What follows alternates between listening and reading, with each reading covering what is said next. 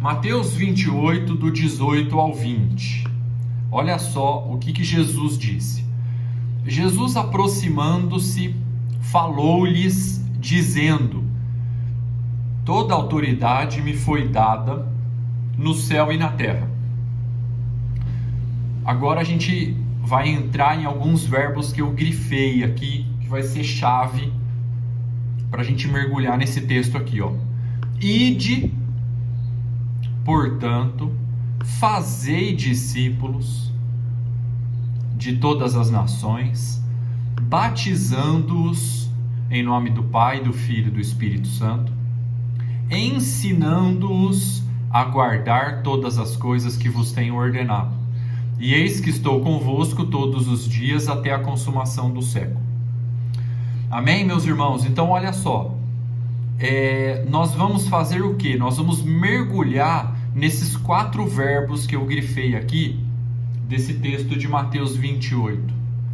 O verbo ir, fazer, batizar e ensinar. Tá? Então, deixa eu voltar aqui.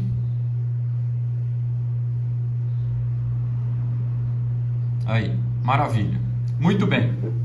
Gente, então olha só, antes da gente mergulhar nesses 4 verbos, vamos entender uma coisa aqui. Quem disse essas palavras?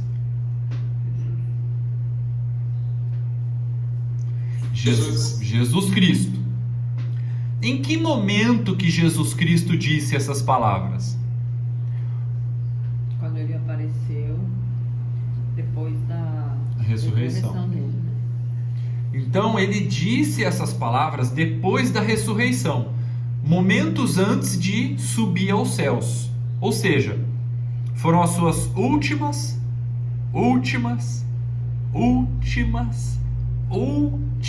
palavras. E ele disse isso para quem? Para os seus discípulos. Quais? Os 11. Por que 11? Porque a essa altura Judas já tinha se tirado a própria vida, né? Então, gente, olha só. Sabe quando você vai sair de viagem e sua família fica em casa, porque você vai sozinho a trabalho? Aí você fala assim para sua família: ó, lembra das coisas que eu falei que você não pode esquecer, né? Colocar o lixo na rua, apagar a luz, dar comida pro cachorro, né? Pegar a correspondência lá na caixinha do correio, pagar o boleto que vence dia 10, né? Mas de todas as coisas que eu disse que você não pode esquecer enquanto eu estiver de viagem, tem uma que essa você não pode esquecer de jeito nenhum. Se chover, não esquece de fechar as janelas. Sabe aquele lembrete que você deixa para sua família antes de você ir viajar? Que você assim, até sublinha ele assim para ganhar uma importância maior, porque esse é aquele que não pode esquecer de jeito nenhum. Pode esquecer os demais, mas essa não pode, ó. Senão a gente vai conversar sério quando eu voltar, exatamente. O tom é esse aí mesmo. Não pode esquecer os demais, não. Né? Então, gente, esse é o tom dessas palavras de Jesus. De tudo que Jesus já tinha ensinado para os seus discípulos, no Sermão do Monte, Mateus 5, 6 e 7, tudo que Jesus ensinou lá, tudo que Jesus ensinou eles andando esses 3 anos e meio com eles aí, as últimas palavras de Jesus foram essas: ide, portanto, fazei discípulos de todas as nações, batizando-os em nome do Pai, do Filho e do Espírito Santo, ensinando-os a guardar todas as coisas que vos tenho ordenado, e eis que estou convosco todos os dias até a consumação do século. Então, gente, essas palavras de Jesus ganham um tom de importância maior do que tudo que Jesus já tinha ensinado antes. Tá? Então, meus irmãos, fazer discípulos para nós é algo que não podemos nos esquecer. Foi Jesus que disse, e ele disse momentos antes de voltar aos céus. Então, gente, olha só. Jesus mandou fazer discípulos. Ele não mandou fazer católicos. Ele não mandou fazer evangélico. Ele mandou fazer discípulo. Tá? Sabe quantas vezes tem a palavra católico na Bíblia? Nenhuma. Sabe quantas vezes tem a palavra evangélico na Bíblia? Nenhuma. Ah, mas Márcio, em Filipenses 1:27 fala para lutar pela fé evangélica. É um versículo que fala a fé do evangelho. Algumas versões falam a fé evangélica, tá? Mas Jesus, em nenhum momento, nem os apóstolos nos identificaram como evangélicos. Tá? Hoje você sai na rua, você fala que é evangélico. Ser evangélico hoje é sinônimo de adúltero, de pilantra, de caloteiro que não paga as dívidas, né? Evangélico hoje, na rua, você fala que você é evangélico, o que vem na cabeça? E ele quer me levar lá para o culto dele para tirar dinheiro de mim. Para as 7 campanhas da prosperidade, da sexta-feira da bênção, aqueles negócios todos. Então, gente, esse texto de Mateus 28, ele também nos ajuda a fazer uma desintoxicação evangélica da nossa cabeça. Porque Jesus mandou fazer discípulo. Tá? Gente, olha só. É importante a gente compreender também que Jesus não mandou escrever livro, não mandou gravar CD gospel, não mandou gravar DVD de louvor, não mandou construir prédio, não mandou fazer retiro, não mandou construir templo, ele mandou fazer discípulo.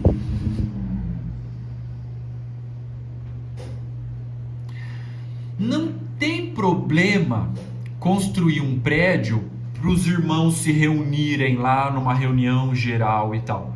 O problema é construir prédio e não fazer discípulos. Aí é um problema. Não tem problema escrever livro. Eu escrevi um livro. O problema é escrever livro e não fazer discípulos. Aí é um problema. Não tem problema gravar CD e DVD gospel. O problema é se dedicar a gravar o CD e o DVD gospel e não se dedicar a fazer discípulos. Aí é um problema. Porque Jesus não mandou fazer CD, DVD gospel, livro, retiro e prédio e templo. Ele mandou fazer discípulos. Então, a gente não pode ir introduzindo coisas que ele não mandou fazer para se esquivar daquilo que ele mandou fazer. Inclusive, é lamentável você ver aquelas pessoas se escondendo atrás de um dom, de um talento, para usar como justificativa para não fazer discípulos. Por exemplo, eu toco violão, até compus música, estou no turno aqui, eu montei a equipe de louvor aqui na nossa comunidade, no nosso grupo aqui em Agudos, lancei os fundamentos, treinei os músicos e tal.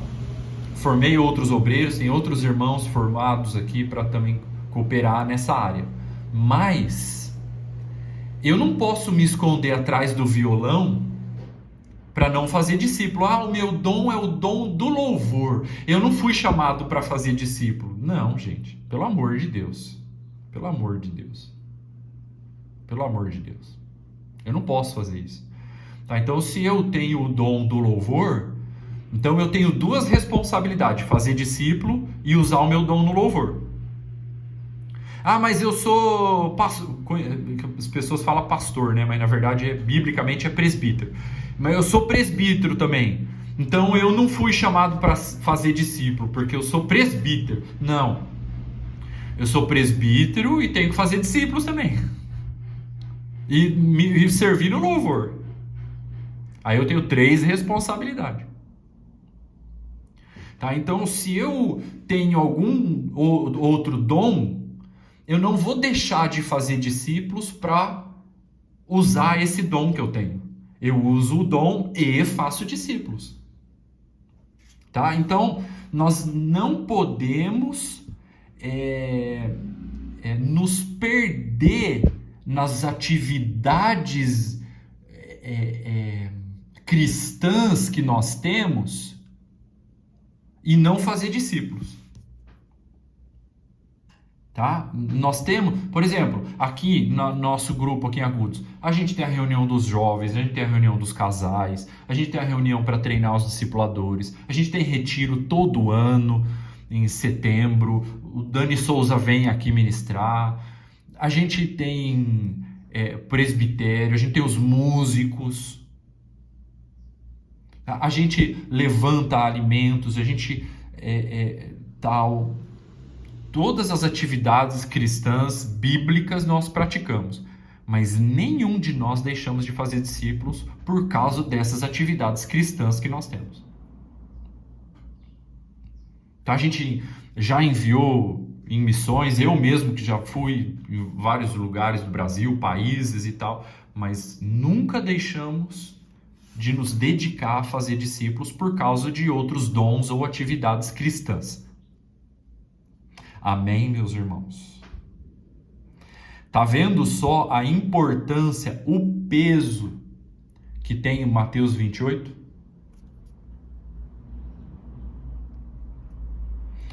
Muito bem, deixa eu ver a mensagem da Rosi aqui. O sucesso do homem é para a glória do homem. Pois é, né? Fica aí atrás de sucesso humano e elevar o seu nome, o seu ministério, e a glória vai para a pessoa, né? Por mais talentosa que ela seja. Portanto, quer comais, quer bebais, quer façais qualquer coisa, fazeis para a glória de Deus. Fazer discípulo é mandamento, é isso aí. Então, gente, olha só, é importante que a Rosi está falando, né? A gente come para a glória de Deus. A gente serve no louvor para a glória de Deus. A gente faz reunião de casais para a glória de Deus. Mas sem deixar de fazer discípulos. Porque aí já não é a glória de Deus.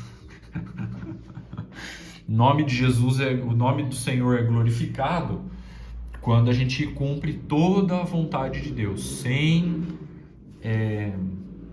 usar uma coisa em detrimento de outra. Tá? Amém, meus irmãos? Então, fazer discípulos é a grande comissão para toda a igreja. Nem todos têm o dom de músico. Nem todos vai receber imposição de mãos para fazer parte do presbitério de uma igreja local. Nem todos serão apóstolos e profetas, mas todos devem fazer discípulos.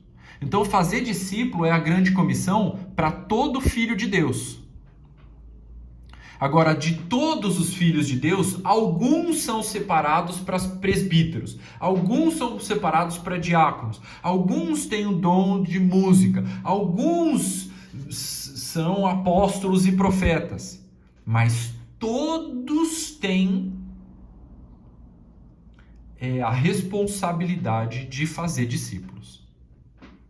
Então, fazer discípulos é a grande comissão para todo filho de Deus que experimentou o novo nascimento. Tá? Então, gente, olha só. Mais uma coisa aqui importante a gente aprender sobre Mateus 28. A grande comissão que a turma fala aí não é pregar o evangelho a toda criatura. Mas, Márcio, está escrito em Marcos 16:16, pregai o evangelho a toda criatura, quem crê for batizado. Está escrito, ide pregar o evangelho a toda criatura. Mas a grande comissão é muito mais do que pregar o evangelho a toda criatura. A grande comissão é fazer discípulos. Por quê? Porque você pode pregar o evangelho a toda criatura e não fazer nenhum discípulo. Mas, Márcio, o que é então fazer discípulo? Está escrito no texto de Mateus 28, que a gente leu aí. O que a gente tem que fazer? Ir, fazer discípulo, e aí tem que fazer o quê? Batizar essa pessoa que você pregou o evangelho, e depois de batizar, você tem que ensinar essa pessoa a guardar todas as coisas que Jesus tem ordenado. Essa é a grande comissão. Então tem muita gente pregando o evangelho a toda criatura sem fazer nenhum discípulo. Porque fazer discípulo vai além, a grande comissão vai além de pregar o evangelho a toda criatura. A grande comissão é, além de pregar o evangelho para essa criatura, tem que batizar essa criatura. Não é só pregar o evangelho. A gente não pode parar na pregação. Tem que batizar essa pessoa.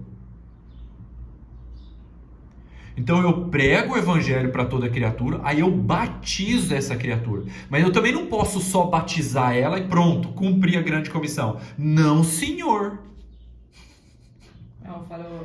Não, senhor. Diz para eles que estou com saudade. Manda um abraço para todos, estou no trabalho. Ah, tá. Mas ele mandou no grupo. Mandou no grupo. Então o Ney tá trabalhando. Tá? Gente, então olha só. A grande comissão é pregar o evangelho a toda criatura, mas eu não posso parar aqui na pregação, eu tenho que batizar a criatura. Mas depois de batizar a criatura, eu não posso parar nesse nível aqui, eu tenho que ensinar essa criatura. Essa é a grande comissão. Não pode parar na pregação e nem no batismo. Tem que pregar, tem que batizar e tem que ensinar. Aí sim, fez discípulo. Amém, meus irmãos? Então, por exemplo, o Alessandro que está aqui na reunião aqui com a gente. O Alessandro foi um fruto que o Senhor gerou através da nossa vida. Eu conheci ele, preguei o evangelho para ele, ele começou a vir, chamei ele para vir em casa, a gente começou a buscar o Senhor juntos, conversar. Na verdade ele veio pedindo para tocar, para eu ensinar ele a tocar violão e tal. Enfim, tem muitos detalhes aqui que eu não vou entrar agora. Mas aí o que aconteceu? Eu fui conduzindo ele até o novo nascimento. Aí ele se arrependeu, tomou a decisão, eu batizei ele. Que ano que foi, Lê? Que eu te batizei? Foi em 2014 de fevereiro de 2016. O teu batismo foi em fevereiro de 2016, né? Isso. Então, em fevereiro de 2016 eu batizei o Alessandro. Mas depois de batizar, tem que ensinar. Então aí eu comecei a ensinar ele a guardar o que Jesus ordenou. Tá? Então isso é fazer discípulos. Tá? Os outros que eu preguei o evangelho, batizei e estou ensinando, também passaram por esse mesmo processo, que inclusive vão se reunir aqui em casa hoje à noite.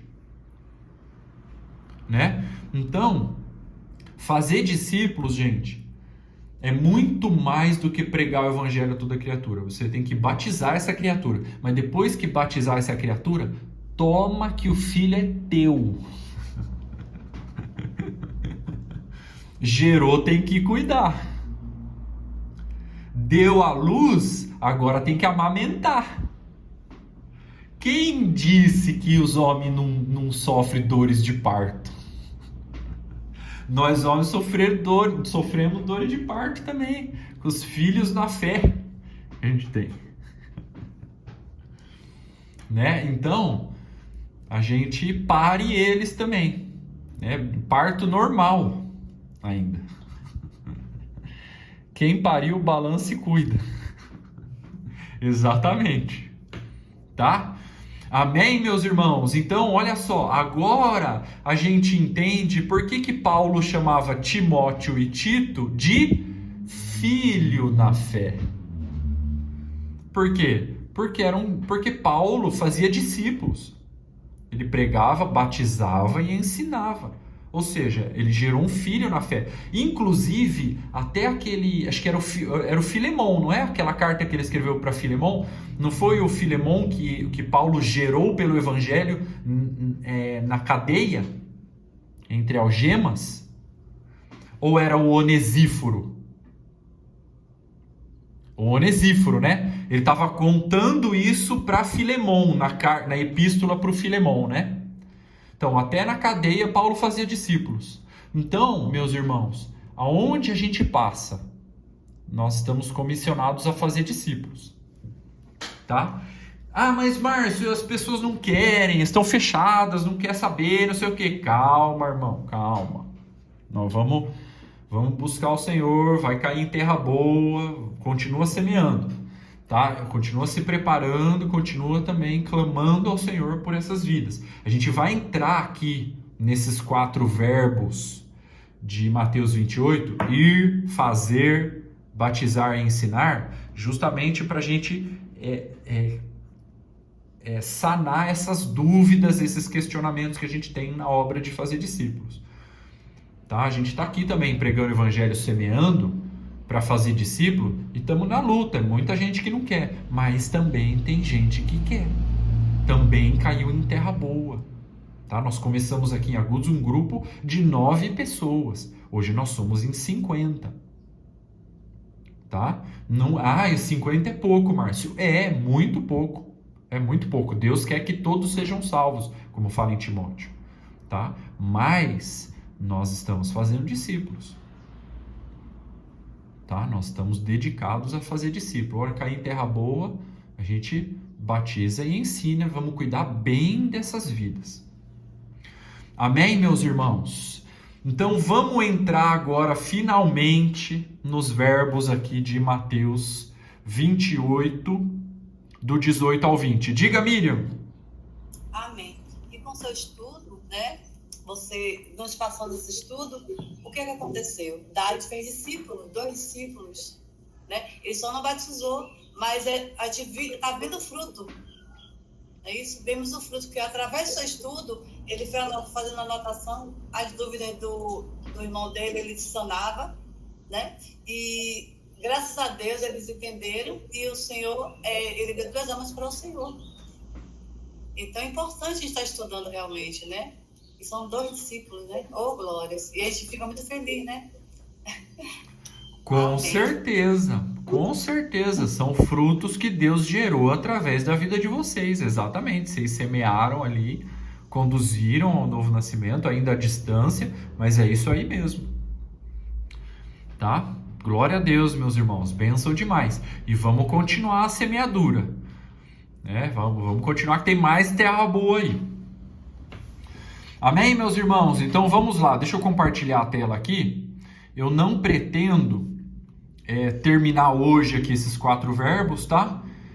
Nós vamos indo devagarinho, acho que hoje e na próxima a gente termina, tá? Não vai levar muito tempo, tá? Mas eu também não vou correr aqui. Muito bem, dada essa introdução do texto de Mateus 28, vamos entrar aqui no primeiro verbo que eu grifei aqui desse texto de Mateus 28, que é o verbo ir. Tá? Aqui, ó, o verbo id, né? Quando Jesus disse id, né, vem do verbo ir. Então nós vamos agora aprender algumas coisas sobre esse verbo ir. Tá? O que a gente vai aprender dentro desse verbo ir? A gente vai aprender 4 coisas dentro desse verbo ir. Rogar por trabalhadores, procurar as pessoas de paz, curar os enfermos e anunciar o reino de Deus. Tudo isso dentro do verbo ir, tá? Depois a gente passa para o próximo verbo, que é fazer. Aí a gente vai aprender aqui sobre aproveitar as oportunidades, compartilhar o evangelho, e depois a gente vai para o próximo verbo, batizar. Tá? Que a gente vai entender algumas coisas aqui sobre o batismo. Depois a gente vai para o último verbo aqui, que é o ensinar. Que a gente vai aprender algumas coisas aqui, tá? Então, vamos começar aqui com o primeiro verbo, o verbo ir, tá? Dentro do verbo ir, a gente vai aprender essas 4 coisas aqui, ó. Rogar por trabalhadores, procurar as pessoas de paz, curar os enfermos e anunciar o reino de Deus. Muito bem. Gente, primeiro verbo, verbo ir. O que é isso? O que significa isso? Significa que é nós que temos que ir, porque eles não virão até nós. Tá? Então, gente, vamos entender isso na prática do dia a dia. Deixa eu voltar aqui. Aí, maravilha. Olha só. Vamos entender isso aqui, o verbo ir aqui, uma pequena introdução. Antes da gente entrar ali naqueles 4 aspectos ali do verbo ir. Quando Jesus disse ide, o que ele está querendo dizer? Que é nós que temos que ir até as pessoas, porque as pessoas não vão vir atrás da gente. E não adianta eu ficar aqui parado, orando, lendo a Bíblia, jejuando e falando em línguas e tocando violão, trancado na minha casa sem falar de Jesus para ninguém. Tá? Então o que eu tenho que fazer? Eu oro, jejuo, leio a Bíblia, toco o violão e prego o evangelho. Tá? Por quê? Porque as pessoas não vão tocar a campainha aqui. Oi, Márcio, você é discípulo? Como que eu faço para ser um discípulo? Explica para mim como é que eu faço para passar pela porta aí. O que é arrependimento? Abre a Bíblia aí. Eles não vão fazer isso. É eu que tenho que ir até eles. Tá? Aí eu tenho que romper com a barreira da timidez, romper com a barreira da dúvida, romper com a barreira da vergonha, romper com a barreira do perfeccionismo e semear a palavra, aproveitar as oportunidades. É a gente que tem que ir até as pessoas, né? Então, você sai na rua, fica com o radar ligado. Você sai comprar um pão na padaria, você vai no mercado, você vai no banco, você vai trabalhar, fica com o radar ligado. Fica com o radar ligado, tá? O Alessandro tem um testemunho impactante que ele estava, não sei se ele estava voltando da academia, da reunião, de casa de alguém, não sei, para casa dele. Ele estava passando numa rua, tinha um cara sentado numa moto, que acho que ele tinha acabado de estacionar, alguma coisa assim, e o Espírito Santo falou assim para o Alessandro: prega o evangelho para aquele cara ali. Aí acho que o Alessandro ficou naquela luta, vou ou não vou, prego ou não prego, é coisa da minha cabeça, ou é de Deus, e não sei o que. No final das contas ele foi lá, abordou o cara, perguntou o nome do cara lá, falou se ele precisava de oração, ofereceu oração, e o cara no final das contas desabou a chorar, acho que ele estava indo se matar. Naquele momento, era isso, Lê? E aí, no final das contas, que o cara não se matou, você até encontrou esse cara depois, ou trocou alguma mensagem com ele, alguma coisa assim, um tempo depois? Foi isso ou não? Encontrei 1 ano depois, com a família reconciliada e bem de vida. Né? Então, por mais que não foi ali um fruto, que o cara se interessou, que veio atrás do Alessandro, ele levou o cara para o batismo, batizou o cara, começou a ensinar ele, mas já deixou uma sementinha ali e já abençoou a vida do cara, fez diferença, pelo menos o cara não se matou, né? Então, mas o que aconteceu ali nessa situação? Foi um id. O Alessandro rompeu com a barreira da dúvida, da incerteza, do medo, da timidez e da vergonha, abordou um cara na rua que ele nunca tinha visto, orou pelo cara ali ainda. né? E naquele momento foi Deus que colocou o Alessandro ali na vida daquele cara. Imagina se ele se mata, né? Então, isso é ir. Ir é quando a gente rompe a barreira da vergonha, da timidez e da dúvida e aborda uma pessoa que a gente nunca viu, que nunca conversou, na maior cara de pau. Isso é ir. Muito bem, vamos voltar lá então para o nosso material. Deixa eu compartilhar a tela aqui. Maravilha, foi. Beleza, vamos lá. Então, ir é ir até as pessoas. Nós que temos que ir até elas porque elas não virão até nós. Agora, gente, para a gente mergulhar um pouco mais detalhado no verbo ir, a gente vai usar um roteiro de Lucas capítulo 10. No versículo 2, que está aqui, ó, o que Jesus disse? Ele disse o seguinte, ó: e lhes fez a seguinte advertência: a seara é grande, mas os trabalhadores são poucos. Rogai, pois, ao Senhor da seara que mande trabalhadores para a sua seara. Versículo 3. Aí ele vira para os discípulos que ele tinha falado essas coisas e diz assim para eles: ide, eis que eu vos envio como cordeiros para o meio de lobos. Epa, peraí, vamos entender esse primeiro ponto aqui do verbo ir, ó, rogar por trabalhadores, dentro do roteiro de Lucas 10, aqui, ó, versículo 2 e 3. Vamos entender isso aqui. Deixa eu voltar aqui. Aí, maravilha. Gente, olha só. Quando Jesus disse assim, ó, rogai ao Senhor da seara para que ele mande trabalhadores para a sua seara, porque a seara é grande, os trabalhadores são poucos. No versículo seguinte, ele vira para os discípulos que ele tinha dito para orar por trabalhadores, ele vira para os discípulos e fala assim, ó, vão vocês, porque eu envio vocês para essa seara. O que está acontecendo aqui? Olha só, gente. Primeiro Jesus fala para os discípulos pedir a Deus para enviar trabalhadores para a seara.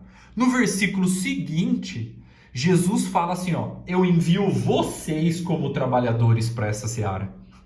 Ou seja, eles eram a resposta da própria oração. Entendeu? Ou seja, gente, o que está acontecendo aqui? Jesus nos ensinou a pedir para que Deus envie trabalhadores. Mas quando a gente pede, a gente imagina assim que outras pessoas vão se converter para ir trabalhar na seara, sendo que nós somos a resposta da nossa oração. Jesus está nos ensinando a orar por trabalhadores. Deus, envia trabalhadores para a seara. No versículo seguinte, a gente aprende que nós somos a resposta para a nossa própria oração. Que nós somos os trabalhadores que devemos ir.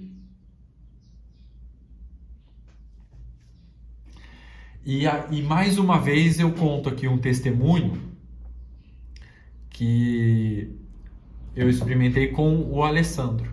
Por quê? Porque nesse processo de conhecer o Alessandro, conduzir ele até o novo nascimento e tal, teve uma vez que eu fui levar ele na casa dele, a gente estava aqui em casa, tal, eu levei ele na casa dele para voltar embora, né? Aí, o que aconteceu? Quando eu não sei nem se eu contei já isso para você, Lê. Quando eu deixei ele na casa, antes de te batizar, quando eu deixei o Alessandro na casa dele, aí eu tava saindo assim com o carro, me deu uma crise de choro estranha. Eu comecei a chorar, chorava muito. E nesse choro tinha um clamor dentro de mim e eu falava assim, Deus, cuida do Alessandro, Senhor. Protege ele, guarda ele, alimenta ele, a fé dele, com revelação, com a tua palavra, pastorei a vida dele, tu és o bom pastor, pastorei. E eu chorava muito. Aí quando eu cheguei aqui em casa, eu sentei aqui na sala, assim, eu estava enxugando assim, as lágrimas e me recompondo. Imediatamente, o Espírito Santo me respondeu: você é a resposta da sua oração. Eu...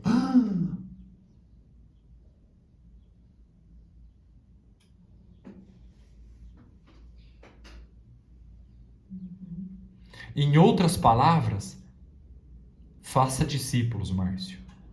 Em outras palavras, toma que o filho é teu. Em outras palavras, pariu tem que cuidar. Então, não adianta eu, na minha oração por pedir trabalhadores, eu jogar no colo de Deus aquilo que é minha responsabilidade. Porque Deus já desceu aqui na terra e já fez discípulo e mostrou como é que é. Agora é minha vez.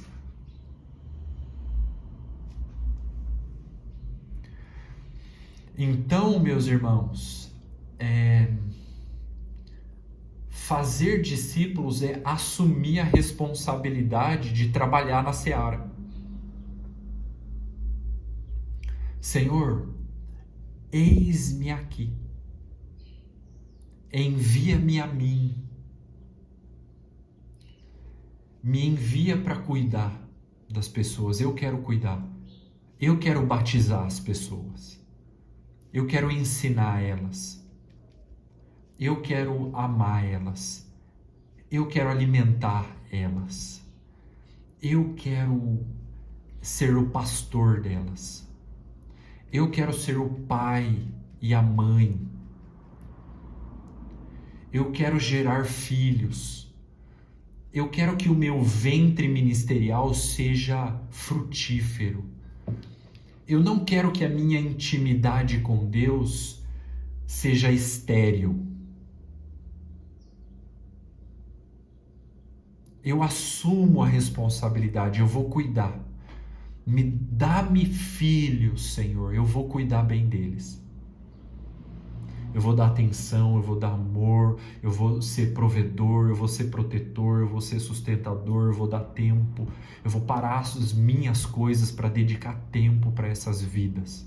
Eu vou estender a mão, eu vou abrir minha casa para eles. Eles vão aqui, vão sujar o sofá, vão sujar o tapete, mas eles vão ser formados na minha casa. O meu tapete serve para isso, o sofá serve para isso, formar pessoas, acolher pessoas.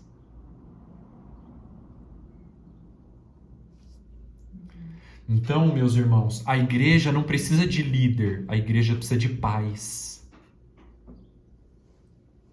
A igreja não precisa de chefe. A igreja precisa de paz. Provedor. Esse jogo de sofá, se puderem falar, contaria cada testemunho. Rapaz do céu. Esse sofá aqui já ouviu muita história já. Ai, meu Deus. E aí, gente, que a gente vai perceber que o grande significado da nossa vida é cuidar de pessoas.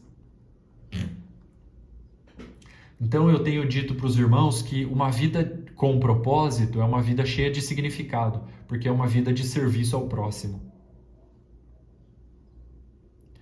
E qual é o mal desse século? Por que as pessoas estão adoecendo? Porque elas estão perdidas no seu egoísmo e no seu egocentrismo, vivendo para si mesmo. Eu vivo para promover sensações agradáveis e comer comida boa.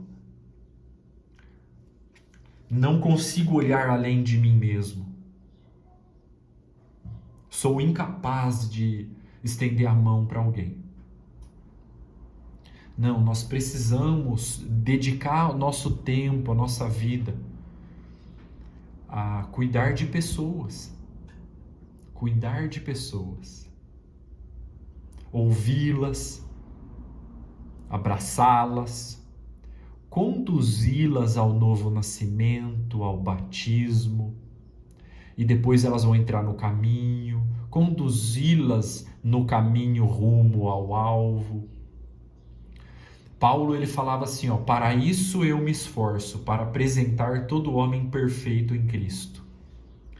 E para os Gálatas ele falava assim, meus filhos, por quem de novo sinto dores de parto, até ser Cristo formado em vós. Ah, Márcio, você é pai de filhos, mas você é órfão? Eu não, irmão. Eu e a Melissa, nós temos pais que cuidam da nossa vida. Que coloca o dedo no nosso nariz quando a gente está errado. Que toca na nossa vida. Que já veio em casa, que nessa mesa aqui que a gente está aqui, botar o dedo no meu nariz. Várias vezes. Várias vezes. São 19 anos de caminhada. 19 anos. Ah, Márcio, o seu relacionamento com seu pai da fé foi lindo, maravilhoso, um mar de rosas? Não, irmão. Teve desentendimento? Vários, irmão. Mas teve perdão. Teve abraço. Teve restauração. Teve formação de caráter. Então, ser família de Deus é um ambiente de conflito? É. Mas é o principal ambiente de formação de caráter. Como disse Salomão em Provérbios, é o ferro que afia o ferro, não é?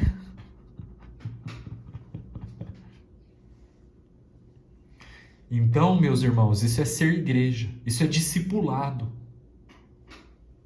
Ah, Márcio, e o seu relacionamento com o Alessandro foi um mar de rosa? Não. Teve desentendimento? Opa! Você já teve que te pedir perdão para ele? Várias vezes. Ele já teve que te pedir perdão? Várias vezes. E nós estamos aí, desde 2016, firme e forte. Tá? Então, meus irmãos, por que, Márcio, que vocês fazem isso? Porque Jesus mandou fazer discípulos. Jesus mandou fazer discípulos. Gente, é precioso demais. Eu com 18 anos era drogado, ateu, viciado em cigarro e bebida alcoólica. Meu professor de história pregou o evangelho para mim dentro da sala de aula. Meu pai na fé me batizou, me discipulou e hoje somos companheiros de presbitério.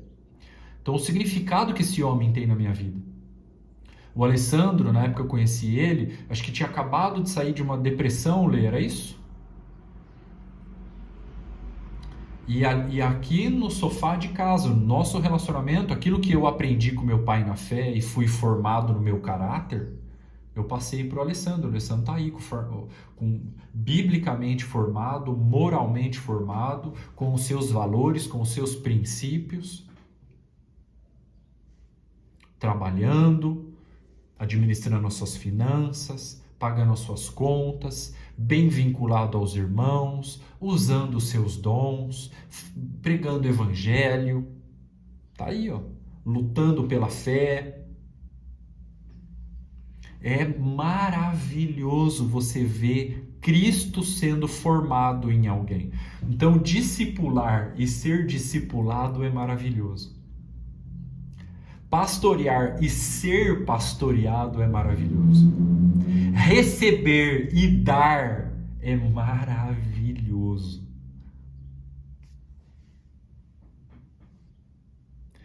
Ter o caráter de Cristo formado em você e ver o caráter de Cristo sendo formado nos seus filhos na fé é maravilhoso. Ontem nós recebemos um casal aqui que em lágrimas nos agradeceram pelo cuidado, pelo discipulado, pelo pastoreio, pela dedicação, em lágrimas. Gente, não tem preço que pague um negócio desse. Não tem, cara. Esse é o verdadeiro significado da nossa vida.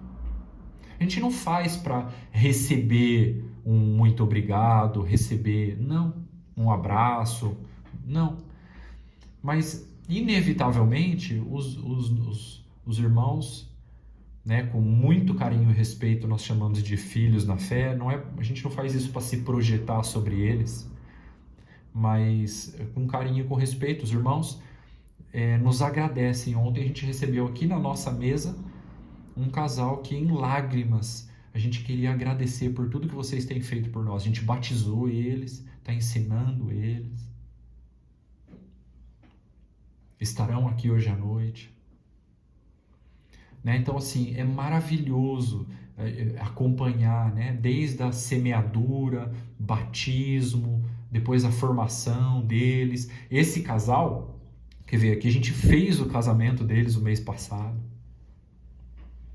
Né? Então, assim, é precioso demais essa experiência de ser pastoreado e pastorear.